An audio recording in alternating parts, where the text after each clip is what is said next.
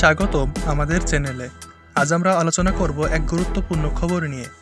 বাংলাদেশের যুদ্ধজাহাজ পাকিস্তান যাচ্ছে, কেন যাচ্ছে, এর উদ্দেশ্য কি, আসুন বিস্তারিত জানি।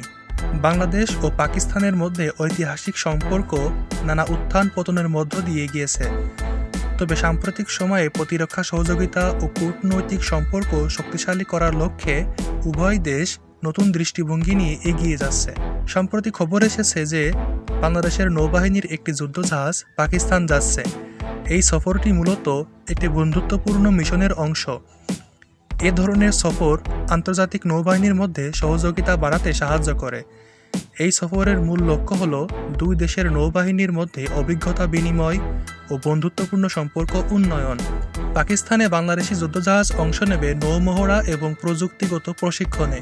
এর ফলে উভয় দেশই নিজেদের ক্ষমতা আরও উন্নত করার সুযোগ পাবে। জানা গেছে সফরের সময় যুদ্ধজাহাজটি করাচি বন্দরে অবস্থান করবে। সেখানে পাকিস্তানের নৌবাহিনীর শীর্ষ কর্মকর্তাদের সাথে আলোচনা হবে। এছাড়াও নাবিকদের জন্য প্রশিক্ষণ ও সাংস্কৃতিক বিনিময়ের আয়োজন করা হবে।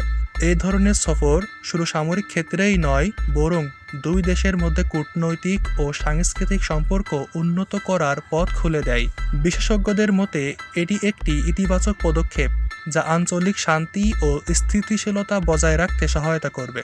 তবে কিছু সমালোচক মনে করেন এ ধরনের সফরের পেছনে আরও রাজনৈতিক বা অর্থনৈতিক উদ্দেশ্য থাকতে পারে। তারা এই বিষয়ে আরও স্বচ্ছতার দাবি জানিয়েছেন। এই ছিল বাংলাদেশের যুদ্ধজাহাজের পাকিস্তান সফরের বিস্তারিত। এ ধরনের সফর আমাদের প্রতিরক্ষা ও কূটনীতির নতুন দিগন্ত উন্মোচন করতে পারে। আপনার মতামত কি, নিচে কমেন্ট করে জানাতে ভুলবেন না। আমাদের ভিডিওটি ভালো লাগলে লাইক, শেয়ার এবং সাবস্ক্রাইব করুন। ধন্যবাদ।